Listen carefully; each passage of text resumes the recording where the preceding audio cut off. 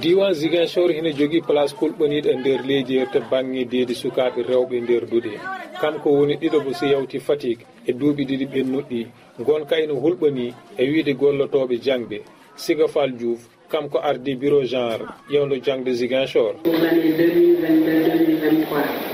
Wonande hitande ujunaaje ɗiɗi e nogas ɗiɗi hitande ujunnaaje ɗiɗi e nogas tati min limtino 105 sukaɓe rewɓe jangoɓe dañɓe deedi e nder département Bignona 31 e nder département Oussouye e 146 e nder Ziguinchor. Wonande hitande ujunnaaje ɗiɗi e nogas tati e hitande ujunnaaje ɗiɗi e nogas nayi Oussouye jofniri ko 33 Bignona 44 64 e Ziguinchor 67. oɗo alhaali ene taska e almuɓe jangoɓe to collège e wiide Ndumbe Ba hoorejo lawru jangguinoɓe rewɓe to département Ziguinchor.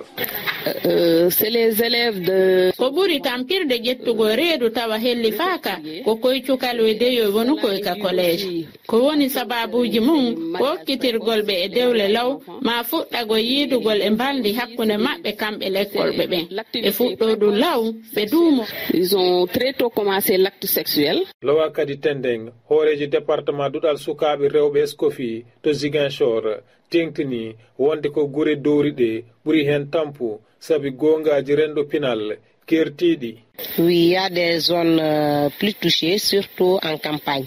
Ko hen nder guri dowri ndi ɗum ɓuri teskede yeru e nder ñasiya ina teska toon no feewi ete ko ɓeydi ɗum fof ko gonka nokku on e nder won e nokkuji ittugol reedu sukaɓe tokosɓe jeggiraka caɗele mawɗe wonande jignaɓe ko ɗum saabi ittugol reedu sukaɓe ɓen ina heewi toon doole. C'est pour cela que dans ces zones il y a plus de cas de grossesse précoce.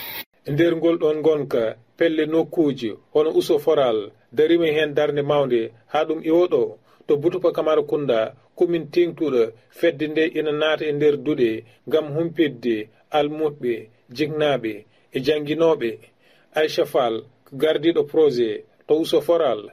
Donc les stratégies que nous développons pour essayer d'éradiquer ce phénomène-là, c'est ngam etade ittude ɗum min mbaɗi peeje kewɗe ene jeeya hen kirjinali e hebloji ɗi min mbaɗi e ko yowiti e debbankako finnaji pawtiɗi e dow rewɓe e waylitereji ɓalli jowitiɗi e cukago kono min ɓuri tengtinde ko kirjinali ɗi saabu e yiyande amen ko feere moƴƴude ngam jangguinde ene walla kadi sukaɓe ɓe wawde jokkude jangde mumen tawa eɓe kisi eɓe ndeni pouvoir évoluer en toute sécurité à l'école.